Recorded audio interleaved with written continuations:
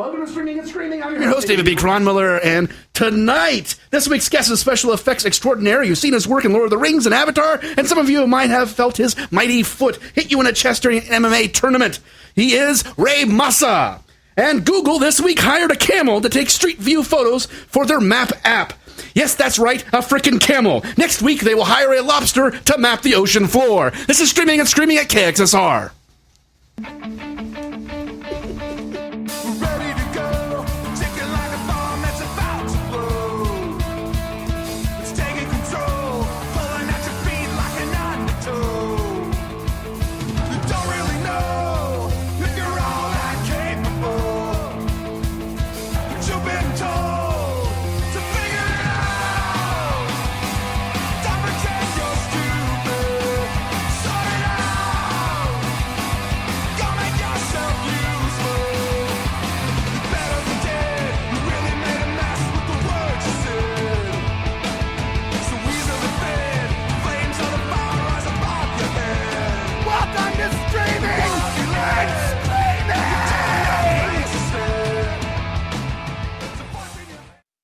All right, welcome to Streaming and Screaming. I'm your host, David P. Kronmiller, and today we have Ray Massa with us. Raymond Massa, a special effects extraordinaire, an old classmate of mine from my USC film school days.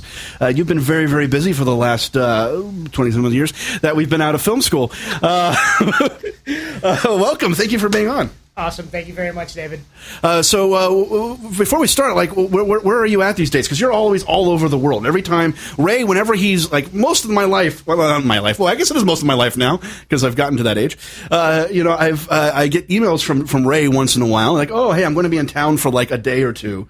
And then we might meet up and say hi. But most of the time he's traveling the world, Brazil and Abu Dhabi, in New Zealand, and you lived there for a long time. So where are you actually situated these days? These days I'm actually in the South Bay. I'm living in Manhattan Beach, so I've been local for like the last 4 years now. Okay, so I'm a horrible friend. I'm a horrible friend. Well, welcome. So you do a lot of special effects work.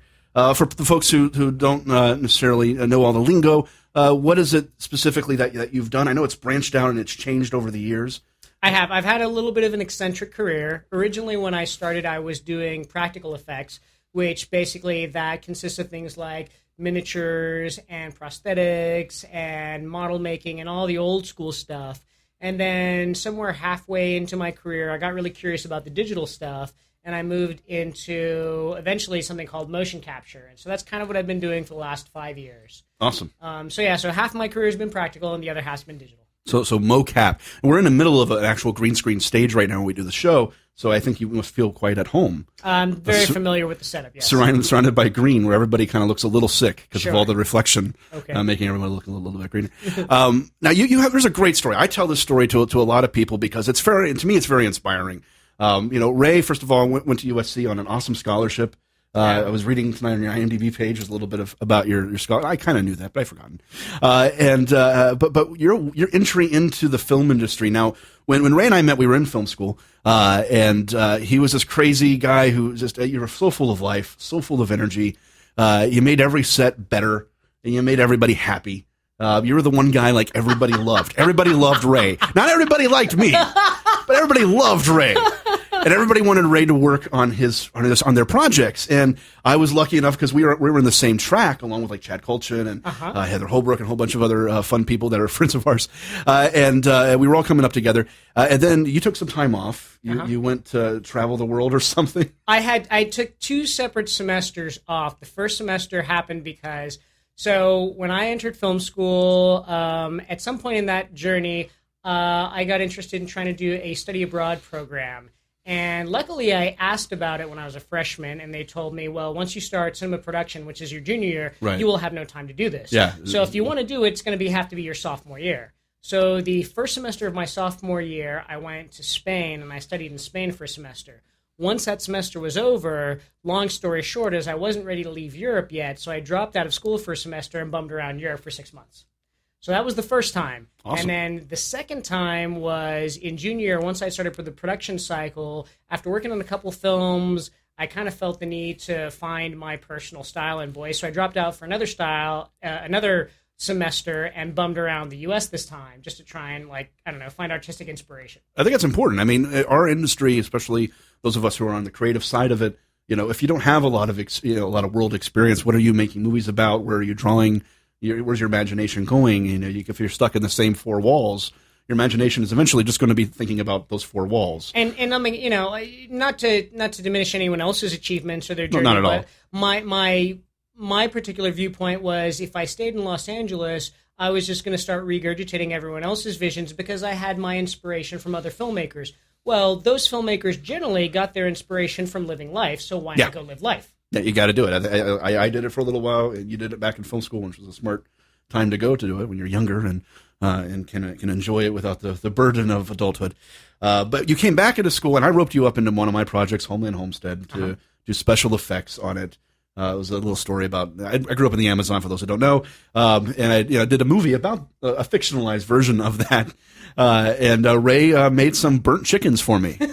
We had dead livestock at one point, and he spent a lot of time taking rubber chickens and turning them into looking like real chickens that were burnt by like angry native locals that were attacking this missionary family in the story. Good memory, I'd forgotten. Now, that. What's sad about it is we didn't cover it very well, and they're barely visible in the project. But hey, it was film school; we were all learning at the time. But he did great work on it. I mean, one thing I'd love to say is, like, one of the things I learned in film school, at least, was to distance myself or let go a little bit of all the things that I worked on, because I'd say of the maybe 10% of the things I actually worked on got finished and got shown. You know, right. Either a director didn't finish filming it or they got cut out of the final piece. So film school was a very fun experience in terms of not being so precious about the things you spend so many hours working on. Well, you kind of have to, and especially in special effects, because very much so. Also, the stuff doesn't last forever, and it does go away. Exactly. Hopefully, it's been filmed, so it's remembered. But your story of what happened to you right after film school is freaking awesome. It's one of my favorite stories that I tell people all the time, because to me, it's all about just believing in your dream and following your gut. And it all led to you working on Lord of the Rings, the entire trilogy you worked on. Tell us that story. I don't want to tell it. You tell the story. So I'll try and keep it condensed because it's a very long and drawn out story. But the Cliff Notes was one of the jobs that I held when I was at USC was as a travel agent to help pay the bills. And I learned a lot of things about being a travel agent. One of the things was this loophole that you have a year after you graduate to apply for a student work visa to work legally in a foreign country. Oh, I did not know that. And so that ended up being this amazing loophole, because most students will go and they'll like say, oh, I want to go to Europe, and I guess I'll get a job at a bar so I can live in Europe for a year. But by the time I was getting close to graduation, I'd heard through the rumor mills that they were going to try and make Lord of the Rings in New Zealand. And they took out this 2-page ad in SFX, which at that point, everything was starting to move from practical effects to digital effects. So there was a lot of out-of-work practical effects artists in Los Angeles. And these are people who had 10 years experience, 15 years experience. How's a kid with no serious professional experience going to get on a film like Lord of the Rings? Right? So my ace in the hole ended up being I saved up some money. I flew to New Zealand off of my own back and went there with some savings, and I was able to get this legal work visa and show up at Weta's doorstep and say, hey, can I work on your movie? And because I was legal and because I was financially in a position that I could work for very cheap, they basically said, we'll try you out for 4 weeks. And 4 weeks basically became 4 years, and that was my first real job out of film school, Lord of the Rings for 4 years. And what I love about that story is that you bought, basically, it was a one-way ticket, right? Yeah.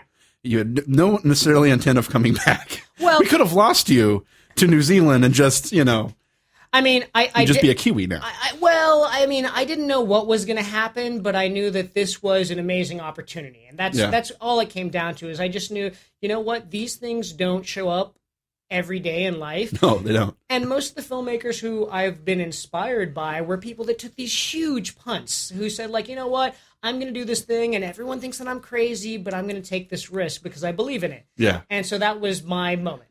And you lived on a beach for a while, right? I remember that part of it. I lived out of a van that I bought for a while. I lived on a beach. I made some friends. I crashed on their couch for a bit. I mean, I did what it took to make my dream reality. And the first gig you got while you were waiting for Lord of the Rings to ramp up was on Cleopatra 25.